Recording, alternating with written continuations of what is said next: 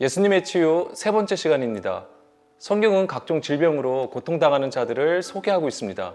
이미 나병 환자와 중풍병자에 대해 나누었는데요. 실제 질고로 인한 고통을 보여주는 것이지만 질고의 가장 큰 원인은 하나님의 말씀을 듣지 않는 패역함에 있음을 성경은 말하고 있습니다. 그래서 사람의 계명으로 행한 불법의 구조를 나타내시는 것이 질병이고요. 이것을 주의 권능으로 치유해 주시는 것을 보여주고 있습니다. 이번 영상에도 사람의 계명으로 수고하고 무거운 짐을 지워 고통받는 한 사람을 보려고 하는데요. 바로 혈루증을 앓고 있는 여인의 이야기입니다. 무려 12년 동안이나 혈루증을 앓았다고 했는데요. 12년 동안의 투병 생활은 육체적으로 힘들었을 뿐만 아니라 정신적으로 큰 고통이었을 겁니다. 게다가 나병 환자와 같이 사회적으로나 종교적으로 부정하다고 해서 그 사회에서 격리되어 소외된 채 부정한 자로 살아야 했으니 그 고통은 어마어마했을 겁니다. 이런 여인이 예수님을 만나고 믿음으로 구원을 받게 되는데요. 성경은 혈루증을 앓고 있는 여인을 통해서 우리의 부정과 그 부정으로부터 회복되는 구원의 그림을 보여주려고 합니다. 먼저 혈루증에 대해서 보면 혈루증은 피가 멈추지 않고 계속해서 하혈하는 상태를 말합니다. 이 여인의 정확한 변명은 알 수 없지만 흔히 자궁출혈로 이해되는데요. 레위기 15장에서는 계속해서 피를 흘리게 되면 그것을 부정하고 불결하다고 적고 있습니다. 레위기법에 따라 이 여인과 접촉하는 자도 부정하게 되므로 공동체에서 격리되어 생활해야 하는 것이죠. 사람들과 함께 하지 못하니까 하나님을 섬기는 모든 일에서 제외됐을 겁니다. 따라서 예수의 옷을 몰래 만진 것도 어느 정도 이해가 되는 부분입니다. 혈루증을 앓고 있는 여인이 예수님을 만나기 위해 무리 가운데로 나온 것은 율법을 어긴 것이 되는데요. 이로 인해서 그녀는 종교적인 제재를 받아야 하는 처지에 놓이게 됩니다. 그럼에도 불구하고 이 여인은 예수님을 만나야 한다는 생각으로 사람들이 모인 곳으로 나왔고 예수님의 옷을 만졌던 겁니다. 우리는 이 여인의 행동에 대해서 믿음 있는 행동으로 추켜 세우기도 합니다. 위험을 무릅쓰고 오직 예수님만 붙들겠다는 일념으로 무리 가운데로 나온 것에 대해서 큰 믿음이 있다고 볼 수도 있을 겁니다. 그렇지만 이 여인은 특이한 행동 하나를 우리에게 보여줍니다. 다들 짐작하셨겠지만 예수님의 옷을 만진 겁니다. 예수님은 무리 가운데서 누가 내 옷에 손을 대었느냐고 하시는데 사실 예수님이 이 말씀을 안 하셨다면 그 누구도 혈루증을 앓고 있는 여인이 무리 중에 있음을 몰랐을 겁니다. 그렇지만 예수님은 이 여인의 이 행함에 대하여 반응하셨고 12년 동안 혈루증을 앓았던 여인을 향하여 내 믿음이 너를 구원하였다라고 하십니다. 예수님은 그녀의 무엇을 보시고 믿음으로 구원받았다고 하셨을까요? 이 여인이 처한 영적 상황들을 보면서 믿음과 구원이 무엇인지 알아보겠습니다. 이 여인은 혈루증을 12년 동안 앓았다고 했습니다. 마가복음에서는 많은 의사에게 괴로움을 받았고 가진 것도 다 허비하였다고 했습니다. 그 당시 의사에게 진료를 받았다는 것은 그녀가 부유했다는 것을 말해줍니다. 게다가 치료를 받기 위해 얼마나 많은 노력을 했는지도 알 수 있습니다. 그렇지만 아무에게도 고침을 받지 못하였고 혈루증 낫기를 구하였지만 오히려 더 중하여 그 괴로움만 커졌다고 했습니다. 성경은 이런 모습을 통해서 당시 외식하는 종교적인 행위를 고발하고 있는 것을 알아야 합니다. 하나님의 뜻과는 상관없이 자기의 것으로 하나님을 향하여 열심을 내는 것인데요. 이것 자체가 나쁜 것은 아닙니다. 다만 성경은 사람으로부터 나온 것이 하나님 앞에 부정하다는 것을 가르쳐주고 있는 겁니다. 우리의 처음은 그리스도를 믿는 것도 육신에 속한 것이지만 반드시 영으로 분별하여 서야 하는 것이죠. 우리는 그리스도로 말미암아 구원을 약속받았지만 영으로 세움을 받기 위한 과정이 있는 겁니다. 아무리 좋고 대단한 것이라도 육신의 일로는 하나님을 섬길 수가 없는 거죠. 혈루증을 앓고 있는 여인이 많은 의사에게 괴로움을 받았다는 것은 사람의 계명을 따라 자기의 것으로 계속해서 하나님을 섬기는 구조 안에 있었다는 것을 말해주는 겁니다. 자기의 소유가 있는 이상은 그 안에서 계속해서 괴로움을 당하게 되어 있는 겁니다. 그런데 이 상태가 언제까지 이루어져야 하냐면 자기의 소유가 다 없어질 때까지입니다. 자기의 소유라는 것은 문자로 보면 이 여인이 가진 재물이 되겠지만 이것은 자기의 의를 가리키는 겁니다. 부자 청년과 비교해 보면 부자 청년이 예수님께 와서 영생에 대하여 물어볼 때 예수님은 계명들을 지키라고 하셨죠. 이 청년은 내가 계명들을 잘 지키고 있다고 하니까 예수님은 내가 온전하고자 할진대 가서 내 소유를 팔아 가난한 자들에게 주라고 하셨습니다. 그리고 나를 따르라고 하셨죠. 그렇지만 이 청년은 근심을 합니다. 왜요? 재물이 많았던 겁니다. 이것 때문에 하늘에 있는 보화를 보질 못하였던 거죠.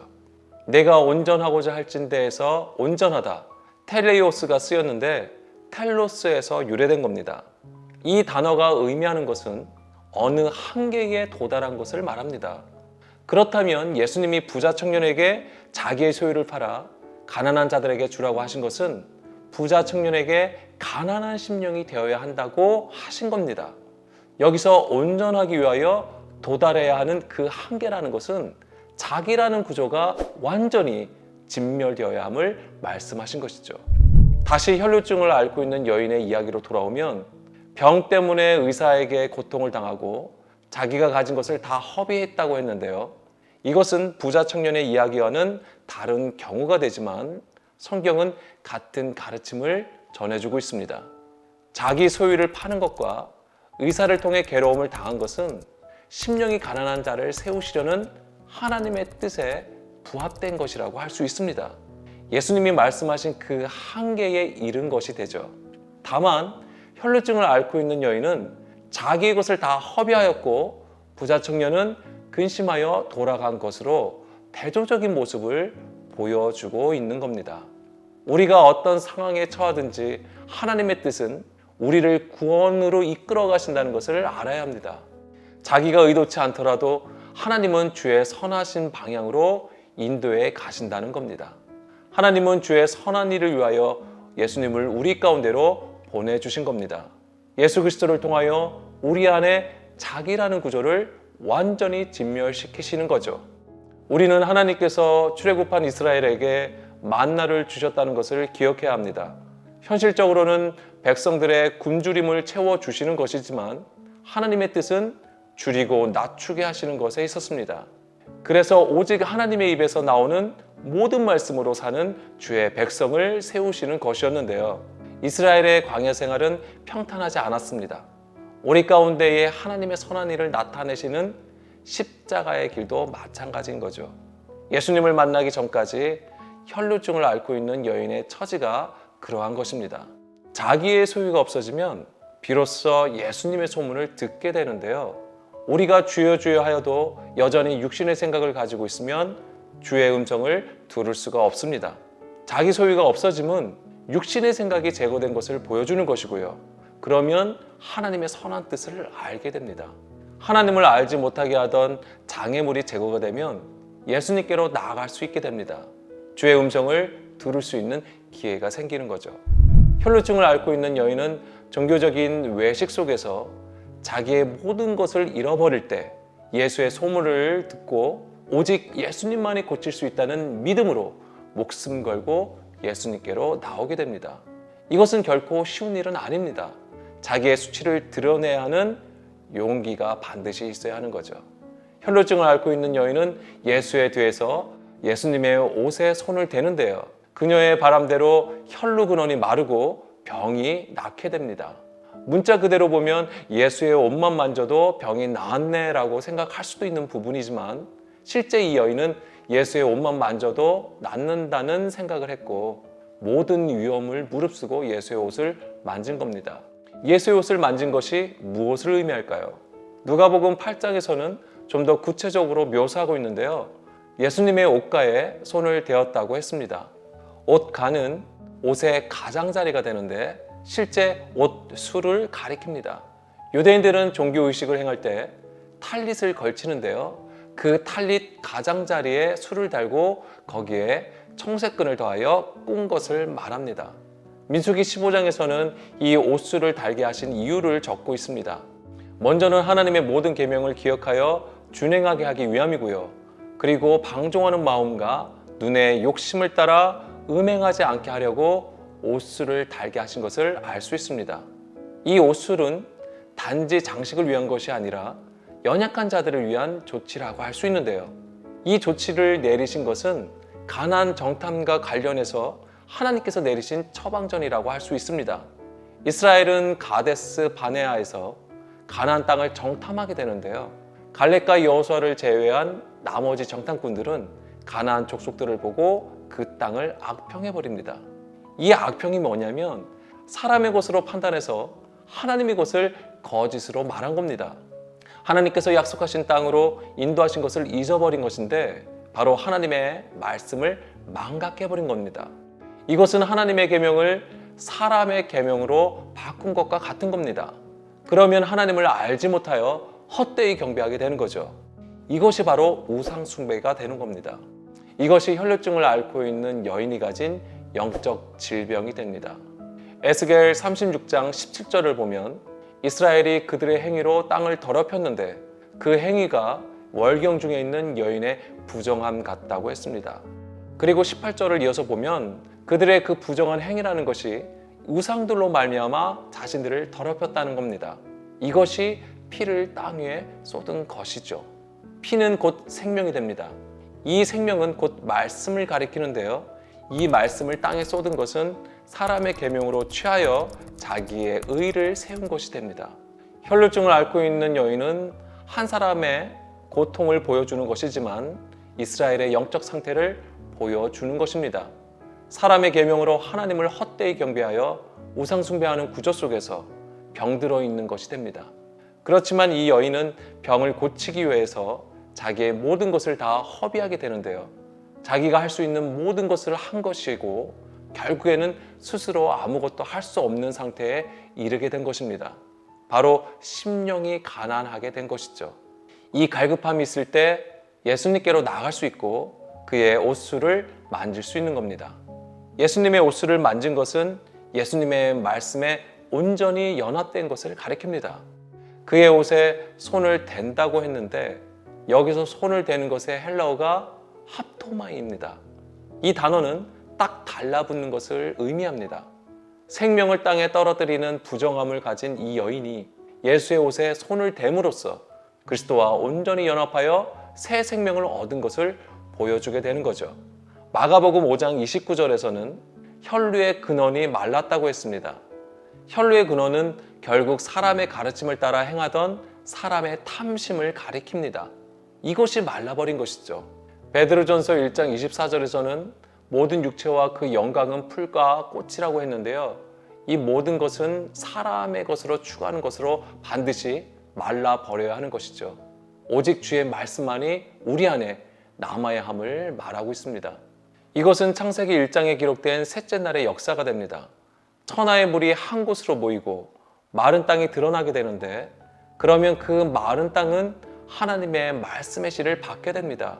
이것이 복음이며 구원의 그림이 되는 거죠.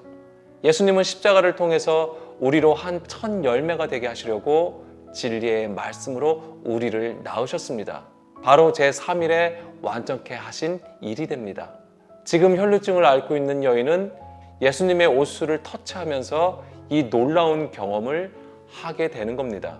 부분적으로 행하던 어린아이의 일에서 떠나 주의 말씀을 듣고 온전함으로 회복된 것을 보여주고 있는 겁니다. 마지막으로 중요한 그림 하나를 더 보겠습니다. 혈루 근원이 마름에 병이 나았다고 했는데요. 이 여인의 병이 고침을 받은 것은 예수님으로부터 나간 능력 때문이기도 하고요. 또한 그것을 믿었던 이 여인의 믿음 때문에 병 고침을 받은 겁니다. 그런데 이 여인이 보여준 진짜 믿음은 그리스도와 함께 십자가에 못 박힌 겁니다. 다시 마가복음 5장 29절을 보면 혈루 근원이 곧 마름에 병이 나은 줄을 몸이 깨달았다고 했습니다. 여기서 병은 마스틱스라는 헬라어가 쓰였는데 이것이 역병을 뜻합니다. 원래 뜻은 죄인을 징계하는 채찍이란 뜻입니다. 그런데 병이 나은 줄로 깨달았다고 했을 때 이 깨달았다는 단어는 기노스코가 쓰였습니다. 이 단어는 알다라는 뜻인데 경험하여 알게 된 것을 의미합니다. 따라서 혈루증을 앓고 있는 여인은 예수의 소문을 듣고 예수의 옷수를 만짐으로써 예수님의 십자가에 동참한 것을 보여준다고 할 수 있습니다. 이사야 53장은 메시아의 순환을 통한 구속 사역을 적고 있는데요. 이사야 53장 5절입니다. 그가 찔림은 우리의 허물 때문이요 그가 상함은 우리의 죄악 때문이라. 그가 징계를 받음으로 우리는 평화를 누리고 그가 채찍에 맞음으로 우리는 나음을 받았도다. 우리의 죄와 허물을 대신해서 징계를 받으셨고 채찍에 맞으셨습니다. 혈루증을 앓고 있는 여인이 예수의 옷을 만진 것은 예수님 또한 부정한 자가 된 것이었고요. 예수님은 이것을 기꺼이 감당하신 것이 됩니다. 이것이 친구를 위해 자기 목숨을 내어주신 십자가가 되는 겁니다. 혈루증을 앓고 있는 여인은 예수의 옷수를 만짐으로써 그리스도와 함께 십자가에 못 박힘을 경험하게 되고 결국 그리스도께서 그 안에 사시게 된 겁니다. 모든 말씀으로 그리스도와 접촉하여 하나가 된 것이죠. 예수님은 혈루증을 앓았던 이 여인의 믿음과 순종을 보시고 구원을 말씀하신 겁니다. 오늘 우리는 어떻게 예수의 옷을 만질 수 있을까요? 로마서 10장 17절을 읽고 마치겠습니다. 그러므로 믿음은 들음에서 생기고 들음은 그리스도의 말씀에서 비롯됩니다. 감사합니다.